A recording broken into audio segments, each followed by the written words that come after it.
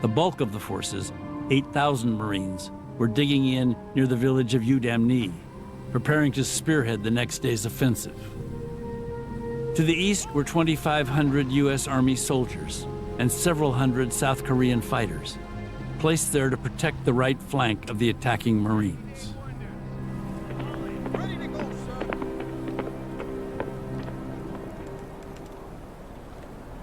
As darkness fell on November 27th, the men on both sides of the reservoir were settling in for their last night of sleep before their big attack to the Yalu.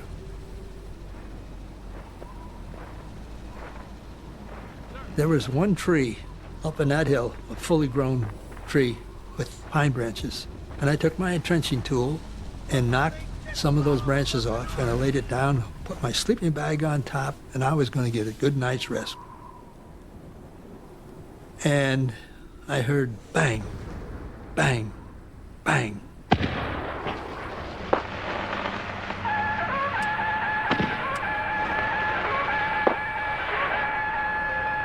Flares, like a bugle blowing, whistles, clangs, screaming, and illumination flares were being shot up. And all you could see ahead of us was Chinese coming at us. A lot of them. You know, so we set up our fields of fire and defense positions, braced for the attack. The first sergeant was screaming for everybody out. Get out of our tents and get on the ground and get your rifles out, because they're coming.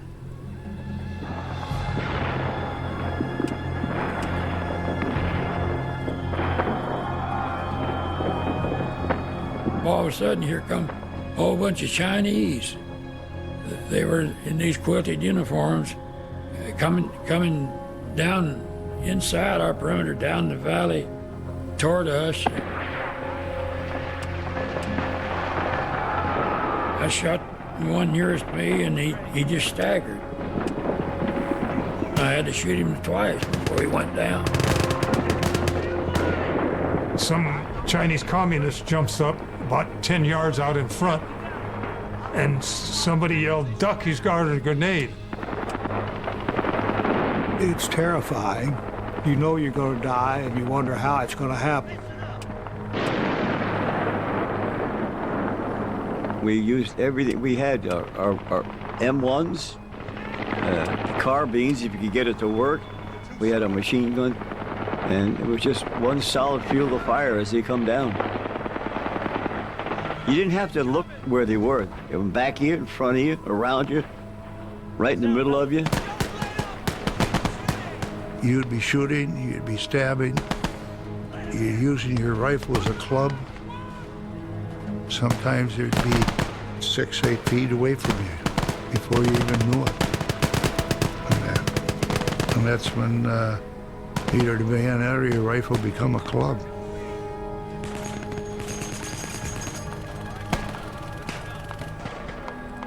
When things got hot and heavy, my good friend Sergeant Bob Devins got a burp gun right through the back of his head. We tried to keep him alive, and we had nothing to work with. I took my T-shirt out of my backpack. I had an extra one, and I tried to stop the blood with that, but he bled to death.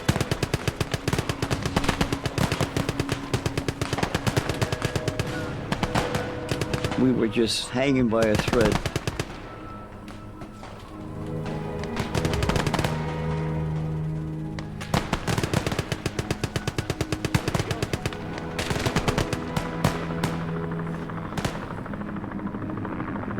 When the attack subsided the next morning, one of MacArthur's most trusted subordinates, General Ned Almond, choppered into the command post on the east side of the reservoir to buck up the badly shaken Army unit. One of the highest-ranking officers on the ground, Lieutenant Colonel Donald Faith, was just then making sense of what had happened the night before. Faith told him, and it should have been convincing, "General, we're in deep trouble. We captured Chinese soldiers from 2 different divisions. That indicates we've got 2 divisions right here in our vicinity. Well, what are we doing, General? We just barely survived. We fended them off, but we need help. And General Allman, he said, what do you mean, you're going to let a few Chinese laundrymen stop you? We're going to continue the attack.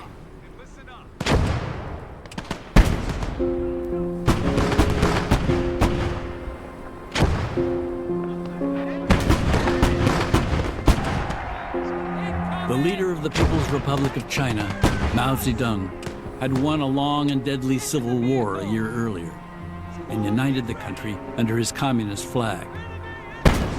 But he was a man made wary by a lifetime of fighting. Chairman Mao was wary of his foes inside China. He was wary of the growing Soviet empire on his northern border. And he was especially wary of Americans who had backed his army in the Civil War and whose army was threatening his border in the fall of 1950. What Mao had on his hands, and this is a reverse of what people thought. In the U.S., people thought Mao was an evil, crazy communist dictator, and MacArthur was a great hero. But from Mao's standpoint, MacArthur was the irrational. He just wanted to punch ahead. What would the U.S. do if the Chinese Communist Army were marching up Mexico, talking about rolling back American capitalism in the Southwest? Mao had begun preparations to enter the war in North Korea back in October, around the time MacArthur's troops first crossed the 38th parallel. When MacArthur's army kept pushing north, nearing the Chinese border, Mao set his battle plan in motion. U.S. intelligence knew that there were troops that were being amassed in Manchuria who just didn't know what they were doing there, right? And of course, what they were doing there was slowly and quietly infiltrating into North Korea. The Chinese used the night cover to camouflage their movement, and they were moving away from the roads, hidden at night from our aircraft surveillance, and also in the daytime by staying within the forest, within the trees.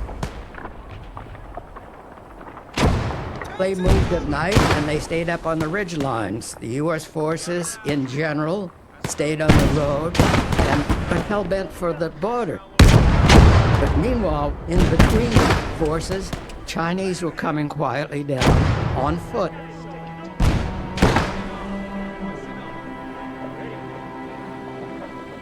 Mao knew his military was far inferior to the Americans in tanks, artillery, and air power. But he had taken the measure of MacArthur and discerned a weakness. In early November, Mao sent small cadres of troops to attack all along the approaching American front. Then his men pulled back in what looked like a full retreat. The Chinese hit hard. Then they just disappeared. There was nothing out there anymore.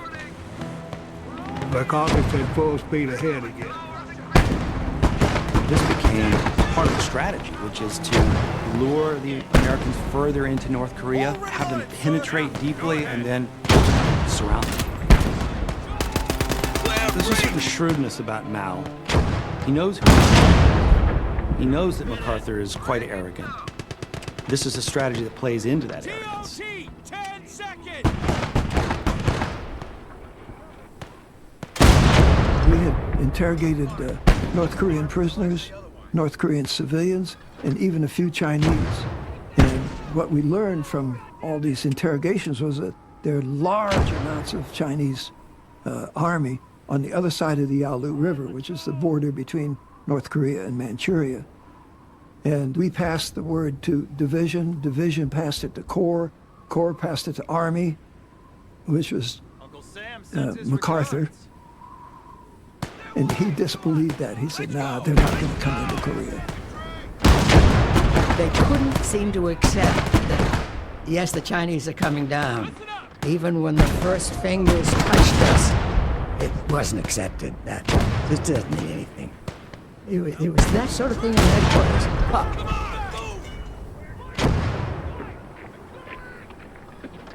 Mao lured American troops quite literally to the Yalu, and they were surrounded on all sides.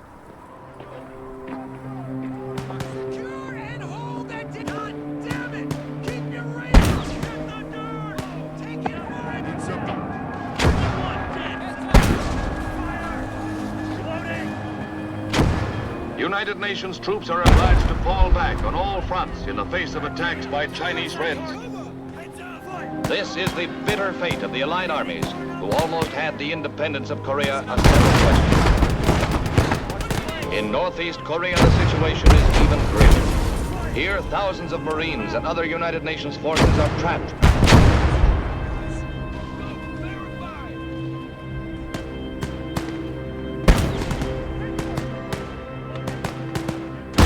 The worst of the Chinese onslaught landed on the 1st Marine Division, then under the command of General Oliver P. Smith. Soft-spoken and cautious, Smith had doubted the wisdom of MacArthur's headlong march to the Chinese border. And now, the consequences of MacArthur's boldness were falling on Smith and his men. He realizes that it's a completely different war now. The advance to the Yalu, as far as he's concerned, is over. He genuinely feared that the entire 1st Marine Division was in jeopardy, that it could be wiped out. His job now was to figure out a way out of this trap. At least 6 Chinese divisions, some 60,000 troops, were on the attack against Smith's loosely consolidated 15,000. Smith understood that his own headquarters, at the village of Hagaru, was on critical ground. Hagaru had not yet been attacked, but Smith knew the Chinese were coming. The crossroads town had to be held if there was to be any hope of extracting these endangered men. Hagaru was very thinly defended. There really weren't very many combat troops there at all. General Smith had cooks and bakers and PX people, and he had the engineers that were building the field. It was a really motley crew. While American fighter planes kept the Chinese pinned down, Smith pushed his engineers to finish construction of the airstrip so pilots could fly in reinforcements. And he deployed almost every man at his disposal to defend the perimeter of Hagaru. Many at a spot called East Hill, the high ground that rose above the ammunition dump.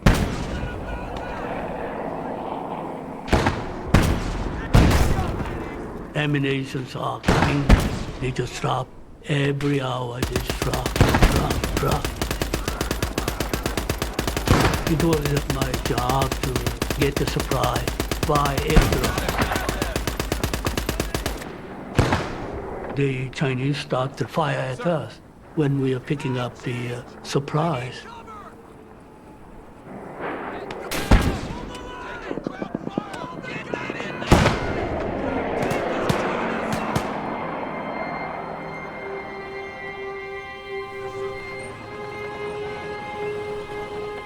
The vital airdrops ceased as darkness descended on Hagaru, just before 5 o'clock on November 28th. The men dug in to hold East Hill could see the engineers at work under floodlights, racing to finish the airstrip below.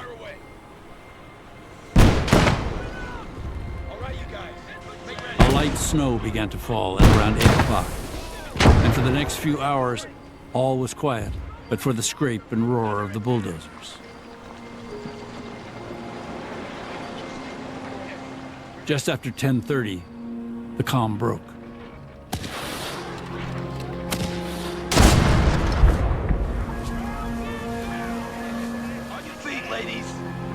The Chinese recognized the fact that East Hill was the key. So they really concentrated at that time.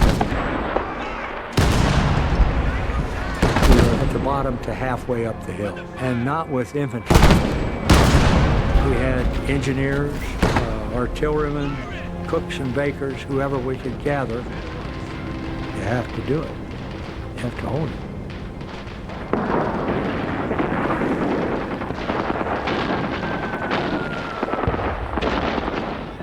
You hear a mortar shell coming, and then boom, and then you hear a scream. Somebody had been hit. The Chinese were just coming and coming and coming, and we were scared. It was a typical sorts of warfare that we had learned during our training as young Marines, that there would be enemy coming at us in these huge numbers with very little regard for their own safety. The only way they could overwhelm us was with sheer force of numbers. First wave would all have weapons. The second wave wouldn't all have weapons. They would pick up weapons from the first wave. And the third wave would be commissars with burp guns. Nobody retreats. Smith's men were hugely outnumbered. The Chinese divisions were coming in from all sides. Smith was really doubtful whether Hagaru could actually hold.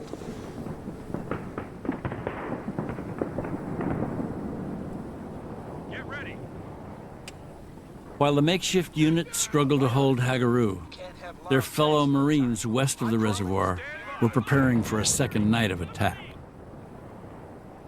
I had no idea what was coming. I knew it'd be bad, and I hope I was just, I hope I can do what I'm supposed to do and don't let anybody down. You learn to control your emotions. You pledge yourself to fight for your buddy, and he has to fight for me. So he's not going to leave me there, and I'm not going to leave him there either. You reach back and found out what you made of. It's not trying to be heroic or anything, but you're prepared to do a job. It's not only going to get you killed, but your whole outfit killed.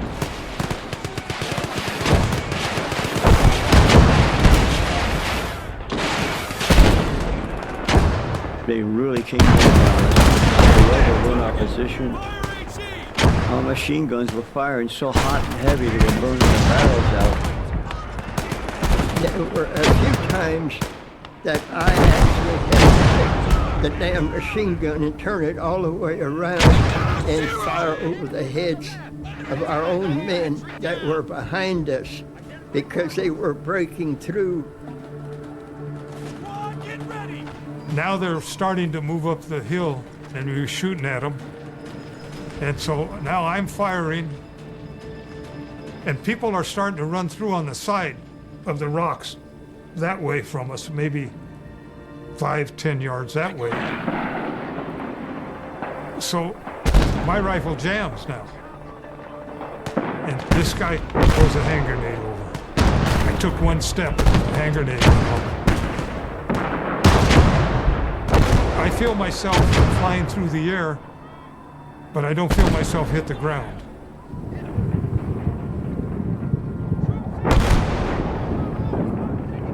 I think it was a mortar that hit right in the hole, and I flew up out in the air, and I landed on the ground, and I looked around, and said, hey, the poor guy's lost a leg.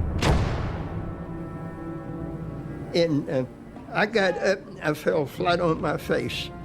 And I looked down, and it was that leg laying over there, and that poor guy was me.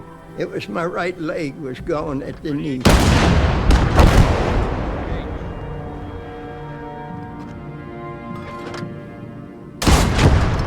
Target destroyed! I prayed that night for the first time in my life. God, don't let me die. Not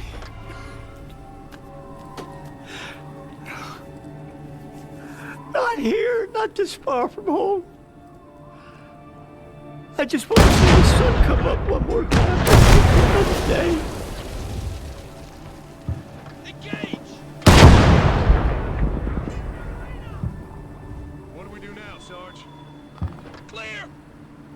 I want you to watch those legs. What are your orders, sir? Don't want any crowd sneaking up on us.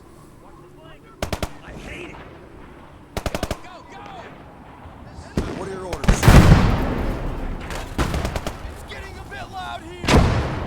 When the first light of morning rose, the Chinese retreated back to their daytime hiding spot. The Marines still held all of Hagaru, as well as the crucial hills around Udamni. The cost had been dear.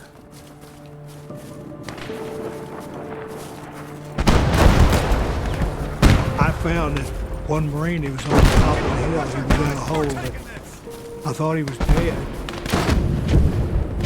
Oh, he was nothing moving off, you could see his eyes moving.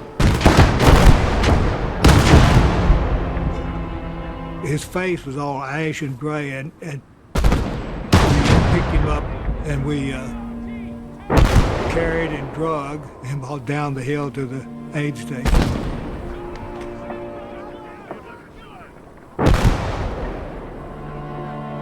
They had fellas all over the floor on straw mats, under the blankets, and doing the best they could for him.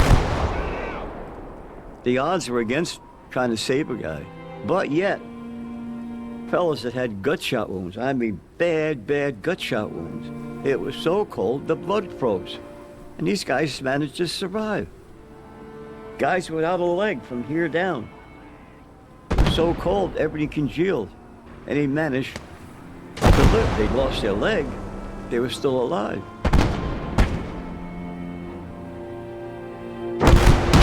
Everything was complicated by exposure to extreme cold. They had stopped bleeding because the area froze, and then we got them, we looked at them, and as they thawed, they started bleeding. And we discovered 4 or 5 additional bullet holes.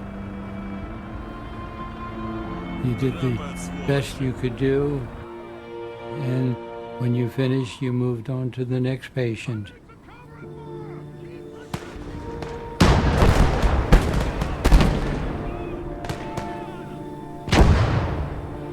They tried to cover them with blankets or tents or anything else they could against the cold, but they'd still freeze to death.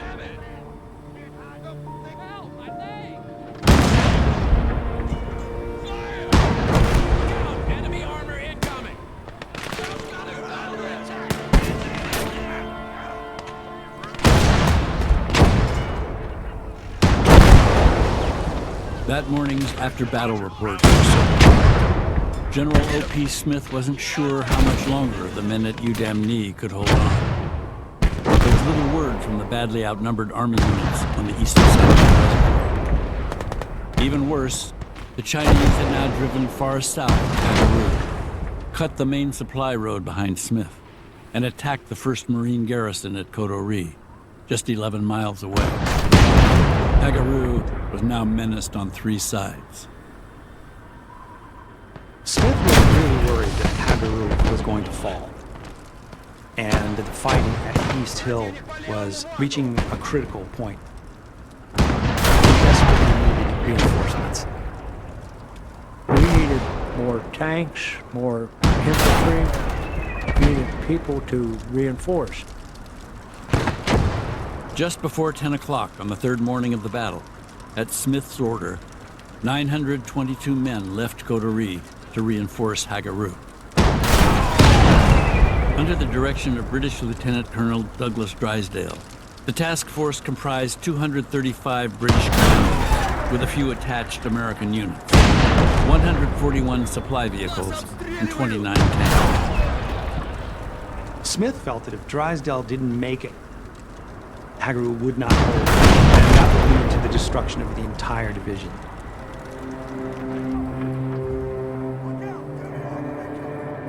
The Chinese knew what was going on, and they did not want to let those guys through.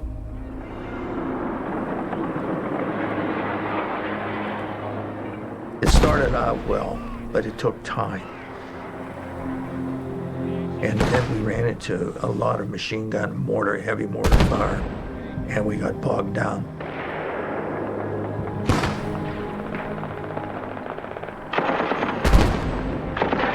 got wounded and dead Marines you're putting on trucks.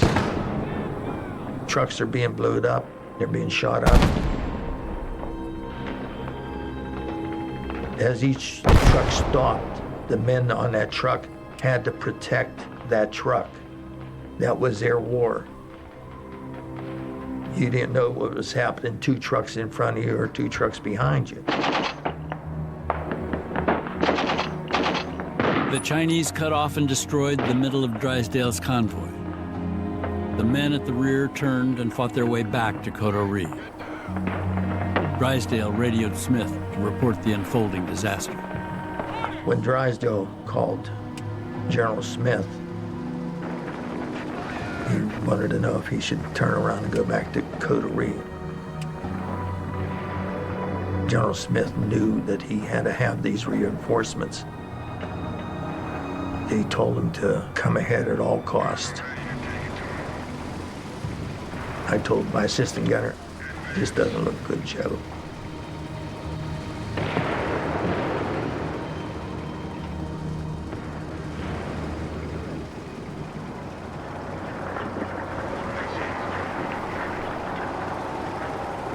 They were 10 hours behind schedule, and a little less than half the men remained.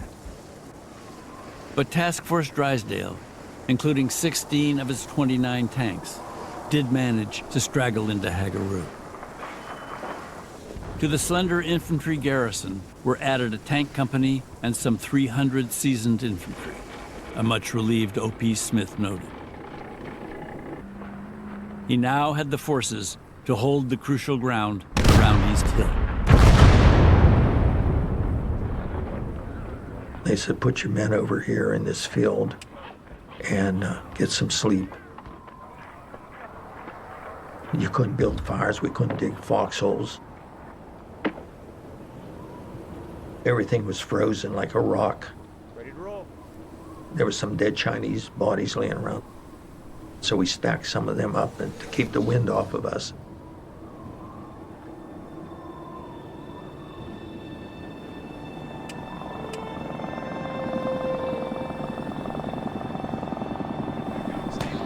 The condition of the Army unit in the mountains east of the reservoir was still largely unknown. General Smith's headquarters had lost contact with the commander now in charge, Lieutenant Colonel Donald Faith. The men down on the ground were growing anxious. Chinese forces were retreating all the time. We had a throng around us. It looked like an entire division or a division and a half.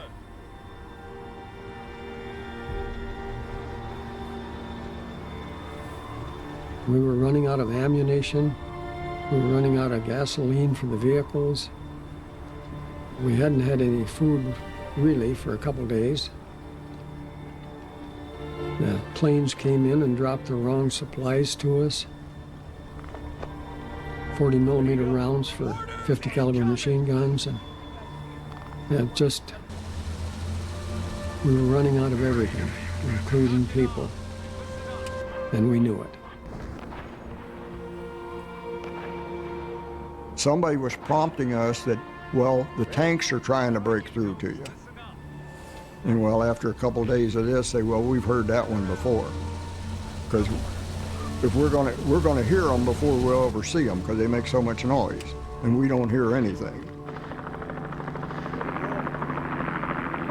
Faith's men were starting to lose all hope when a helicopter carrying the Army's divisional commander flew into their shrinking perimeter.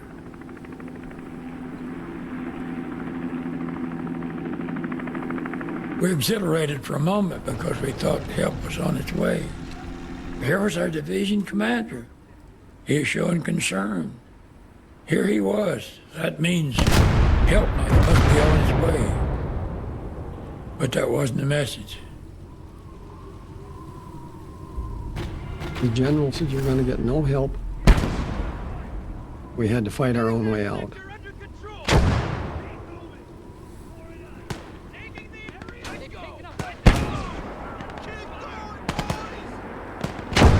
By the time General Douglas MacArthur left his headquarters in Tokyo to reckon the damage, he he appeared to have lost his characteristic self-confidence. It must have just shaken him right down to the ground to have this happen. It just was not in his game plan. I don't think he could understand it.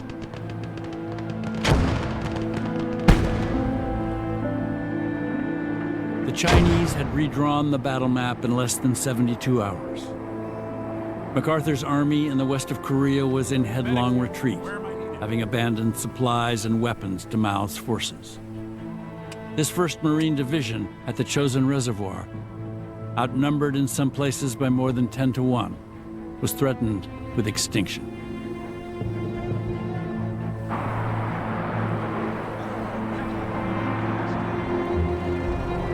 MacArthur came over. I was there. I watched him get out of the airplane. He was a distraught individual at that point. He had been winning a war. It was over. And all of a sudden, he was losing it. He was, to me, at that moment, a damaged and distraught old man.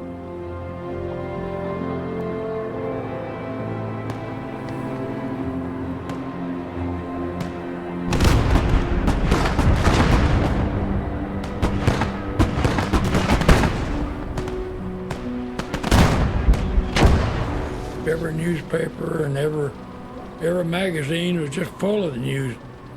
You men, get ready. My wife didn't know anything about the details of it, but the headlines is big and broad. 31st Infantry annihilated.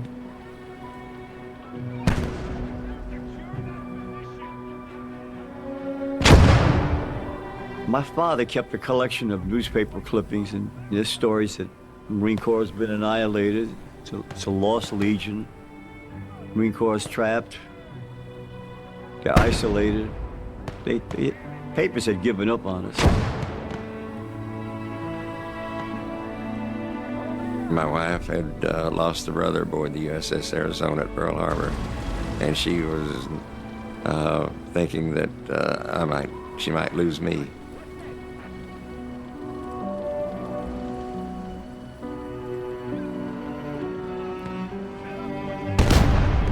My grandmother would have been listening on the radio, and one of the famous broadcasters of the time said, if anyone has a son or a husband in the 1st Marine Division, pray for them. They may be lost.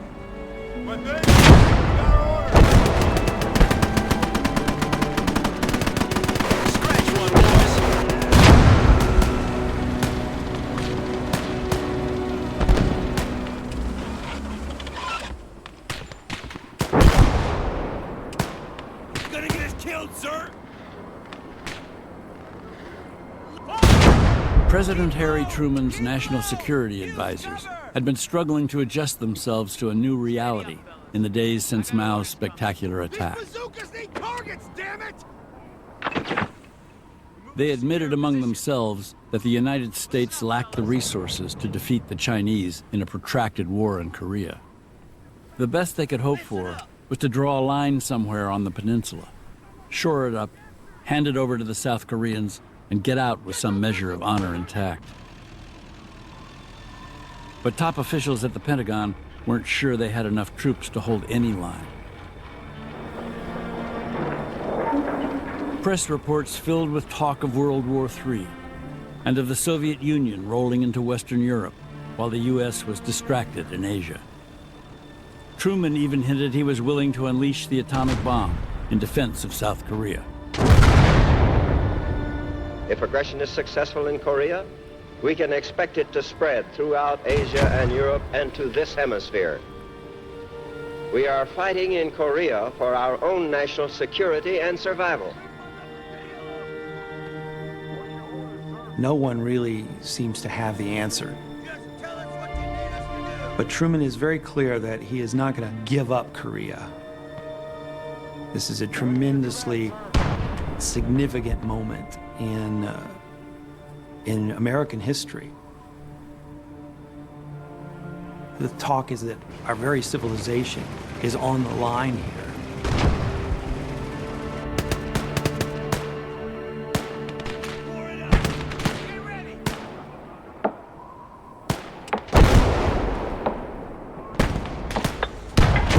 U.S. commanders on the ground in Korea got little direction from Washington.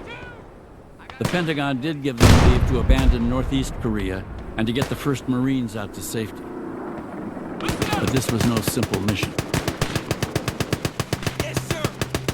General Smith's men would have to make their way from the top of the Chosin Reservoir, through Hagaru, Kotori, and all the way to the Sea of Japan, 78 miles into the teeth of a subarctic winter, through tens of thousands of Chinese soldiers waiting in the high ground above the single road out.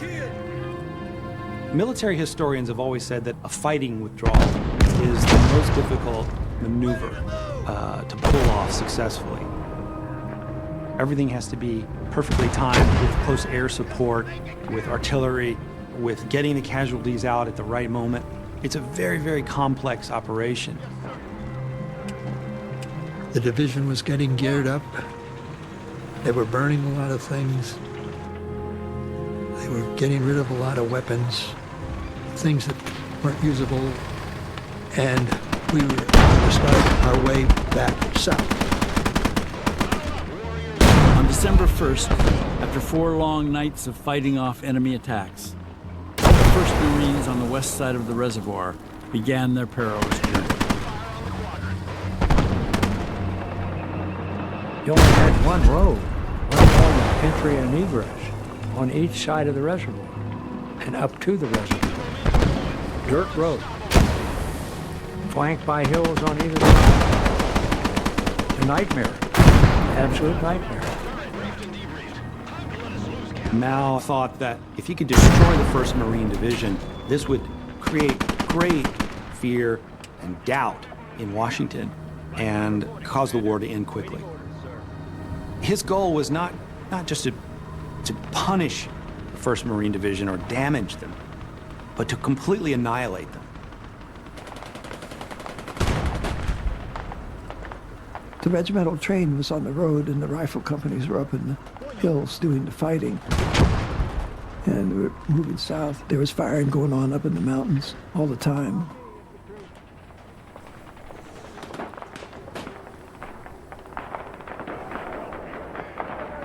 We were going up hills and down hills because the enemy was all around us, and you could hear firefights going on all over the place. We were taking the high ground along the way to try to cover the road wherever possible.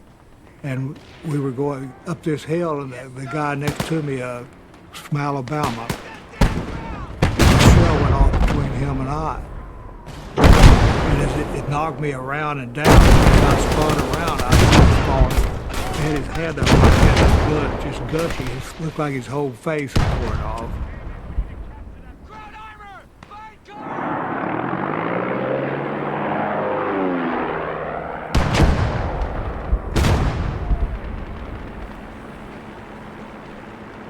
The 1st Marines had only one clear advantage in the fight south. The United States still controlled the skies. Air Force and Marine pilots from nearby Yanpo Airport and Navy pilots from carriers in the Sea of Japan were quick to answer calls from spotters on the ground.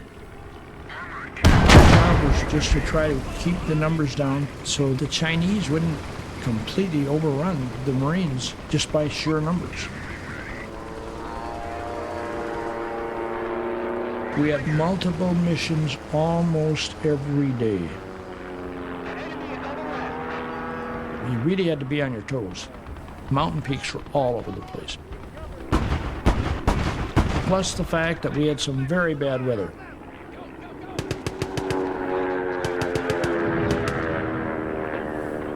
If the sun came out, it brought the planes. No sun, no planes. And when there's no planes, the Chinese were all over us.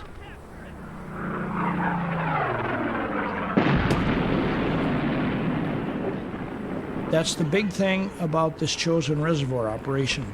We did so much close air support. And close is really close.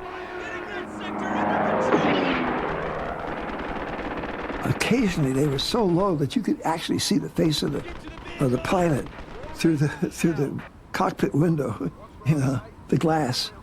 It's amazing, the courage those guys had coming down like that.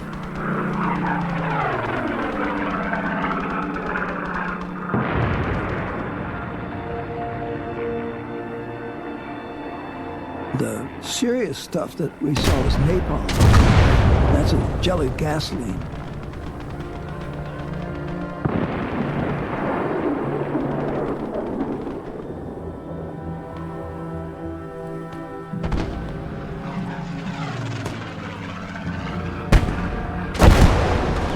Napalm is a new device.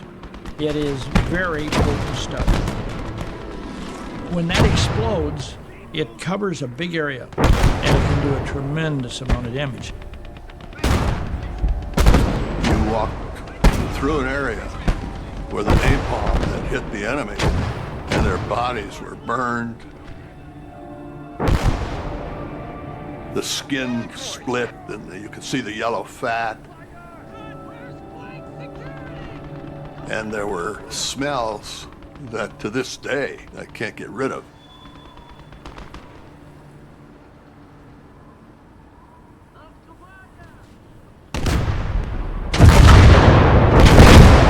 The Army units east of the Chosin Reservoir were still feeling forsaken. They were holding out against a force of Chinese that outnumbered them by as much as 10 to 1. The dead and wounded were increasing day and night. Supplies dwindled. And there had been no word from General Smith in Haggeroo. Lieutenant Colonel Faith, he said, well, I've got all these wounded, and I've got no orders to withdraw. So he makes it to 9, we're going to pull out of it. We're going to try to make a run for it and go back to Haggeroo. We knew that our tank company had been at Hudong Ni, and we'd hoped that maybe if we could join up with the tanks with their firepower, that then we would be escorted in safely as Marines Haggeroo. Once we get back to the tank, we get made. We're home free. We got supplies back there and everything. We had 400 to 450 wounded that had to be carried by truck. And the only way we could load them was to triple deck them. We stacked layers of wounded in the trucks. You did, you had to leave. You had to stack them in a pile. We had to strip the dead of their clothing in order to provide some warmth for those wounded on the trucks. We also went through the clothes looking for ammunition. We were so short of ammunition. It was grotesque, it really was. Horrible. Nightmare.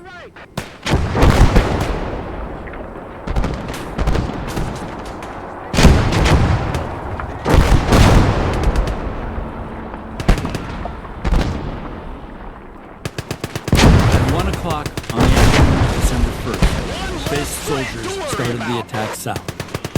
They were cheered at first to hear the roar of fighter planes overhead.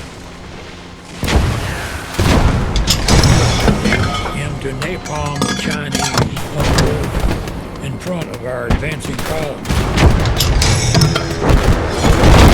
Malfunction. It was dropped too early. And it was dropped on our advancing troops. There was this blast of fire, and a lot of the guys that were in front of it didn't get back up.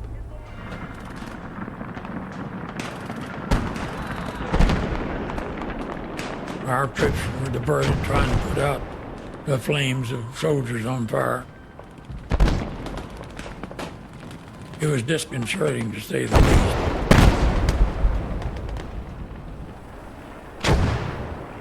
We moved about a mile down a road and there was a bridge. The bridge was going. Well, we were losing time. We've only moved about maybe 2 miles. My gut feeling was, there's no way we're going to get out. I mean, just no way. We were trapped to follow the road because that's the only way we could rescue the wounded. We could have saved ourselves by abandoning the convoy, but to me that was a coward's approach. We were morally bound. We got up to Hill 1221, and another truck had gone into the ditch. And our driver pulled up behind them, shut the truck off, got out, and disappeared. Well, I don't know if that truck was still operable or why he did that. But those two trucks were left there, filled with wounded. That's where I was captured. All the soldiers there that were still alive became prisoners of war. But the rest of the convoy got through. We got down to where we hoped we'd meet up with tanks, and see them gone. Our hopes were dashed. We thought we were on the goal line. He's like, here's our goal post. We're sorry about that. You were only on the 50-yard line. You got 4 more miles to go. So we were totally on our own, and that's when it all fell apart.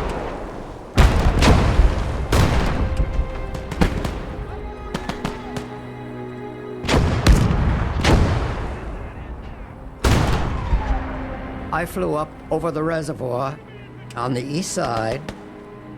I could see every movement on the ground. The Chinese were coming down the ridge line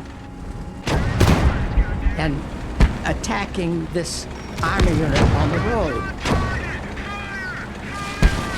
And I watched them gradually being overwhelmed.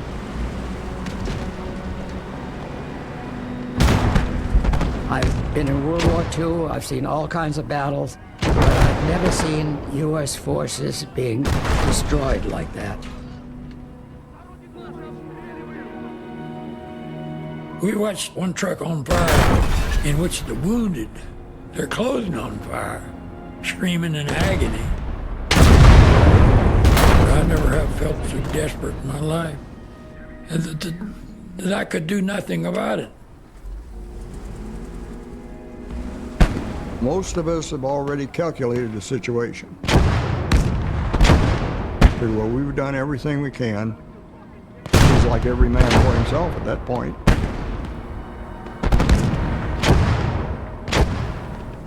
You would either become a captive, or you would try to save the men that were with you and get across the reservoir. We had a wild scramble across the ice.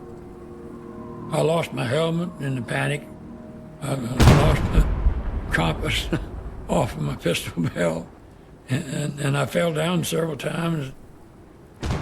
My wounded thigh was just killing me. I told one of the guys, leave me here. I can't make it any further, I'm spent.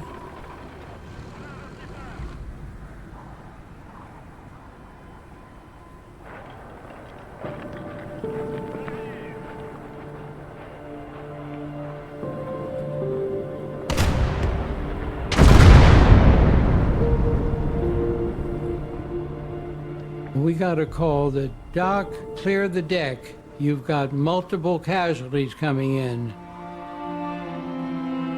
And here come, over a period of about 3 days, several hundred Army casualties. And many of them had been out on the ice for 2 and 3 days. When they came in, these men were frozen, literally frozen.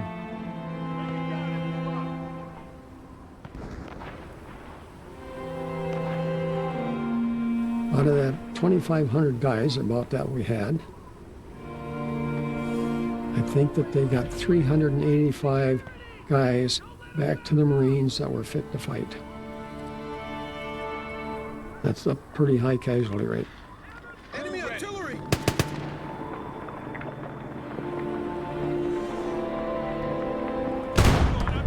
When we finally walked in to Haggeree, we were like walking corpses from having been neglected for 5 days.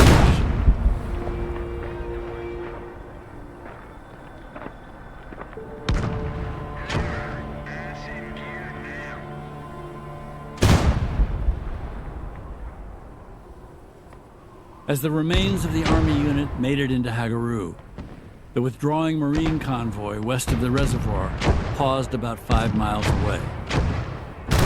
They rescued what was left of the single infantry company that had been holding the crucial pass above the road for the previous 5 days. Less than half the men at the pass were battle ready. Nearly all were suffering frostbite or gnawing hunger. Bodies of dead Marines were stacked, frozen, between the aid tents. And to bring all of our dead and our wounded that we could. That was just a Marine tradition. As long as we were able, we'd carry them with us.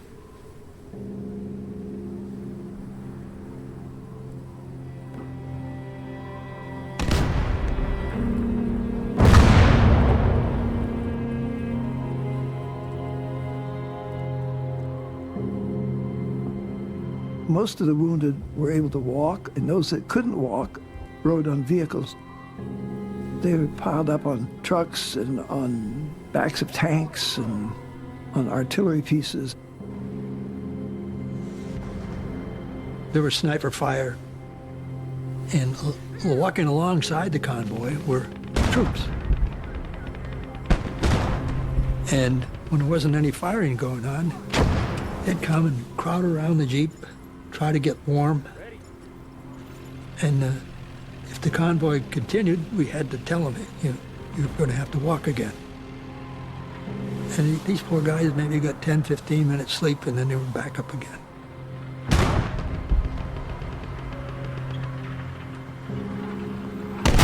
didn't have a chance to sleep, so you'd fall asleep walking. And there was no food, no water.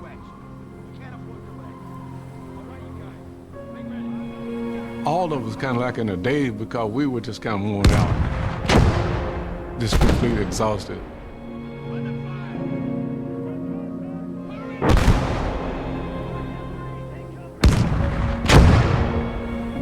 The Chinese are constantly throwing up roadblocks, logs and rocks and boulders, anything to slow down the convoy so they can begin to attack them.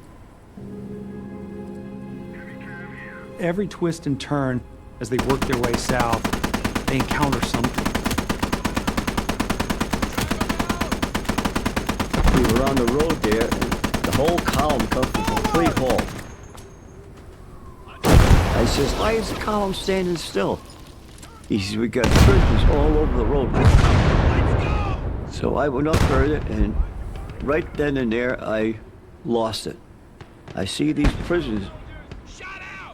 They were done, they were out of it, they were shot up, and I didn't realize it. I took my M1 by the stack and swivel, and I started swinging at them. Get off the road, get off the road, get out of the way, get going, move, move. And they would roll over, and these guys had no legs, no arms, their bodies were blown apart, their feet were black with frost.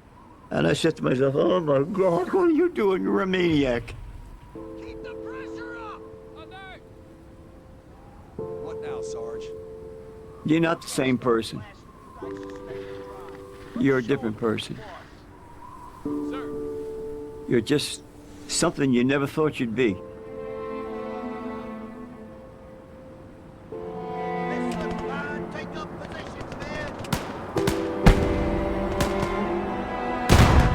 Men inside the Haggeroo garrison heard the rumble of trucks just before 7 o'clock on the evening of December 3rd, the end of the first full week of the battle. Then they spotted the lights at the head of the Marine convoy from Udamni, moving toward the northernmost checkpoint of the perimeter. As we got near the lines, we were aware that we were getting into Haggeroo. Somebody said, count, cadence, count. And people started getting in step. You could hear the shootbox. First clumpity, clump, clumpity, and then there clump, clump, clump. People were getting step, we were marching.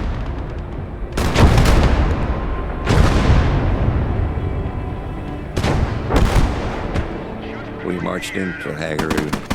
The sound of feet crunching in the frozen ice. Someone watching us said, "Look at those bastards, those magnificent bastards."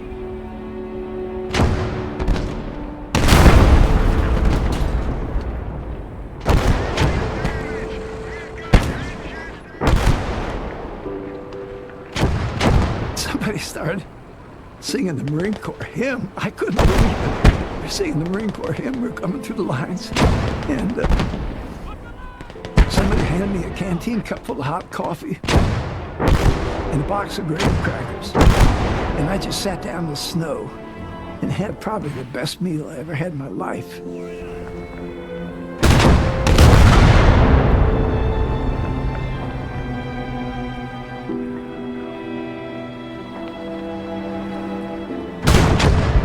That night I slept in my sleeping bag on the straw inside a tent. That was like luxury.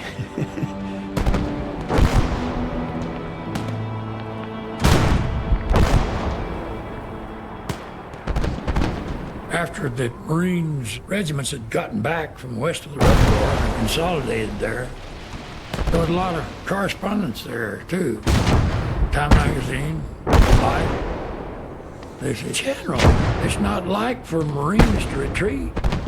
Jim Smith told him, "Retreat, hell. We're just advancing the rear." Smith bristled at the notion that this was a withdrawal or a retreat. There was no front, there was no rear. He was surrounded in all directions. Therefore, any movement in any direction is essentially an attack. When General Smith insisted his men were not retreating, but attacking in another direction, at least one reporter in the camp suspected the bravado was masking a deep concern. As I looked at the battered men, she wrote, I wondered if they could possibly have the strength to make this final punch.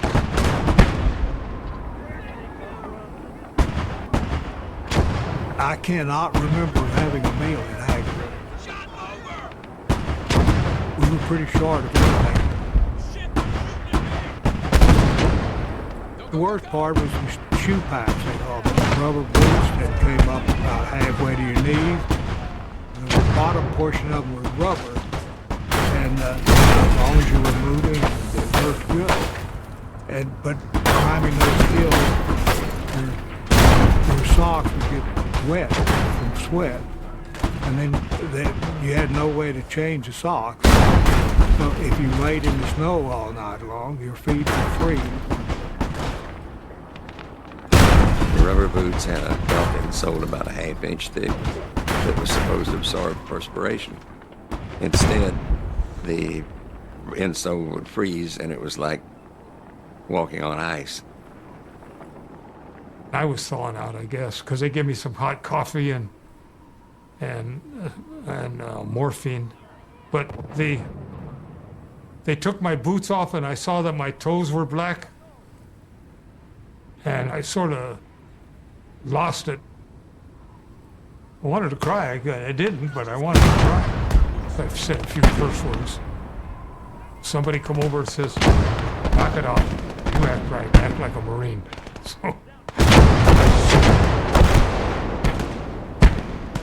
My boot was frozen, so they had to take the boot off. And part of my toes had came off inside the boot. And when they took the boot off, all the toes were gone. The tip of my toe was gone. That's big toe, little toe, and all through there. And 3 of them was found inside of that boot.